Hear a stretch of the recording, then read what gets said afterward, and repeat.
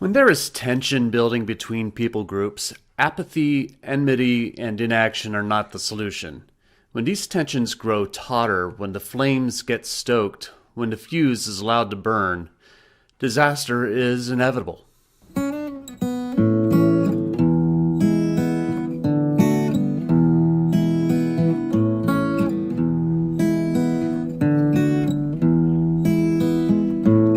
I am back. Welcome to a new year and episode 39 of One Man's Opinion, where I review professional theater across Connecticut and New York City. I know I said I'd be reviewing either Skeleton Crew on Broadway or Angry, Raucous, and Shamelessly Gorgeous at Hartford Stage in my last show, but alas, Skeleton Crew was postponed due to shutting down for a period due to COVID. That has been rescheduled, and I will be seeing it next week at some point. And this show came up, so I booked it. So there. Today, I am reviewing Fires in a Mirror, Crown Heights, Brooklyn, and Other Identities, written by Anna Deavere Smith and directed by Nicole Brewer, starring Cloteal L. Horne, running through February 6th at Long Wharf Theater, located at 222 Sargent Drive, New Haven, Connecticut.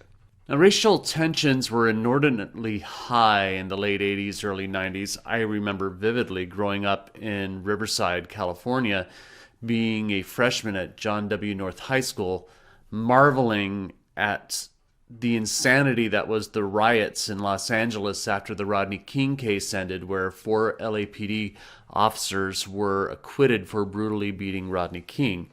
That riot lasted 6 days and cost the lives of 63 people. A year previous, in Crown Heights, Brooklyn, in New York City, there was another stew of prejudice and anger boiling between the Jewish and black communities.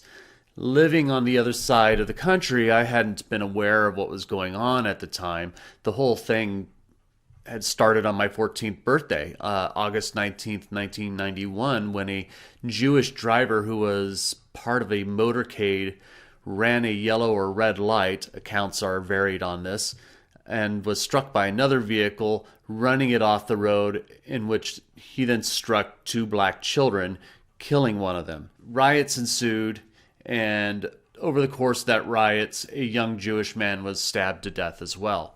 Anna Deavere Smith's play is a collection of recollections from 26 people she interviewed following the riots, from anonymous locals to significant social and political figures. If you're familiar with Smith's Twilight Los Angeles 1992, to which Fires in a Mirror is a predecessor, the show follows a similar format. Performed by one person, Cloteal L. Horne, she embodies all of the 26 different stories being told. Horne overall does a good job, hitting the mark with some of the witnesses more than others. What's interesting to note is that the quality isn't necessarily due to the ethnicity or gender. She identifies as a cis black woman, but a couple of her better turns were more the Jewish characters. So I think it has more to do with her ability to connect with each character and her ability to embody them. That's part of the difficulty of a one-person show when they portray so many parts.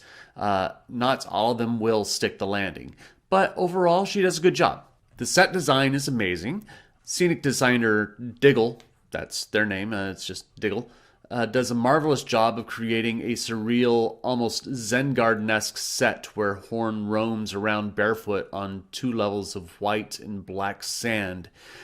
Baskets sit in the lower level where the white sand is, with costume pieces hidden in them for her to make quick changes on stage. It's cleverly done.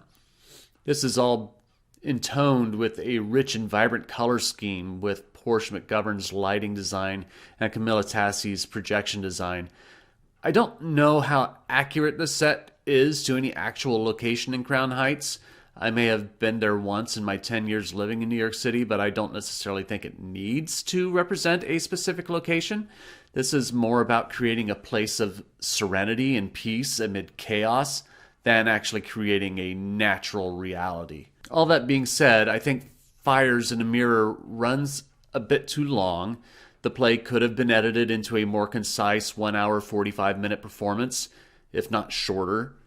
A lot of it has to do with the first act, where Smith spends over an hour developing the conflicts and prejudices that existed between the Jewish and black communities at the time, and it runs a bit long. For example, the monologue by Reverend Al Sharpton about his hairstyle and his relationship with James Brown doesn't really add much, unless it is to point out Sharpton's preoccupation with himself over the community, but I wouldn't presume Smith's motivations to incorporate it that way.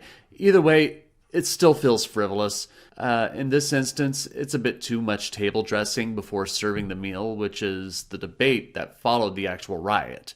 What I admire about the piece, and with it Brewer's direction and Horne's performance, is that it doesn't give any concrete answers. These are eyewitness accounts.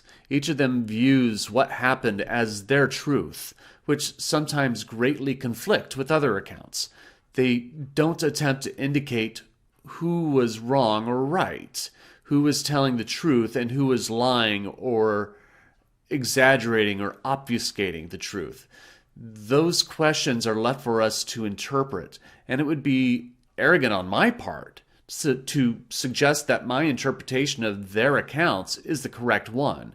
So I won't presume to do so here.